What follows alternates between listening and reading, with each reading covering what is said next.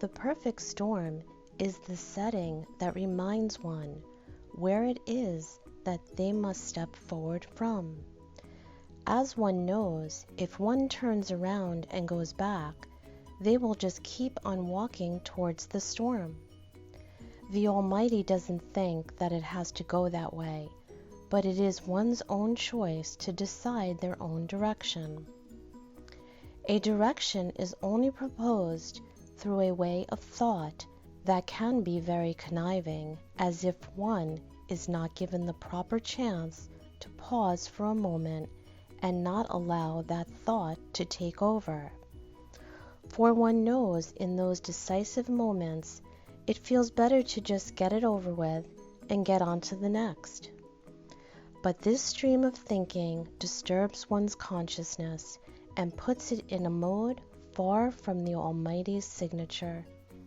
It is like rubbing two stones together that cause friction between the latitude of one's mind, where their purpose can no longer be seen, as it is rubbed out by all the friction going back and forth, faltering the coveted mind with a likeness of something that has been frozen in time, on a repeat pattern where nothing new is allowed to come in.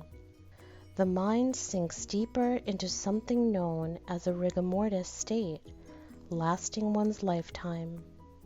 This lockdown of the mind then represents nothing more than a part of the human body that could be preserved in a jar. It is in a state so far away from its true design that it has almost become worthless. Now it is surely not seen that way, as many think that their scholars are so worldly. But the status of this behavior is only one of more repetition, a regurgitation and reformulation of how a race continues to produce literature that has little or no discovery.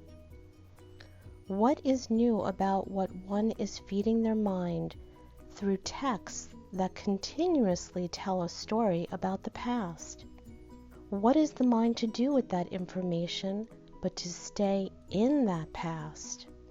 So in order to remove one's mind from the past, a new look must come into one's view in every moment, where then the mind can receive its proper nourishment for growth. Like a filament that filters the light in with each new concept in every moment, instead of words and ideas that should be lost like yesterday's news.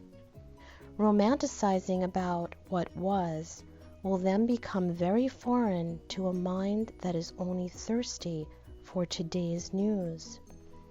In that way, we are most certain of the fallout that will begin to be taken as one's mind gets clearer and clearer. The fog will then lift, with one's eyes once again able to see more that is in front of them rather than behind. As long as one worships a fresh start over something that has been done before, their own guiding system will release the stuck mind into a forever open vessel, fastening to the Creator's insignia.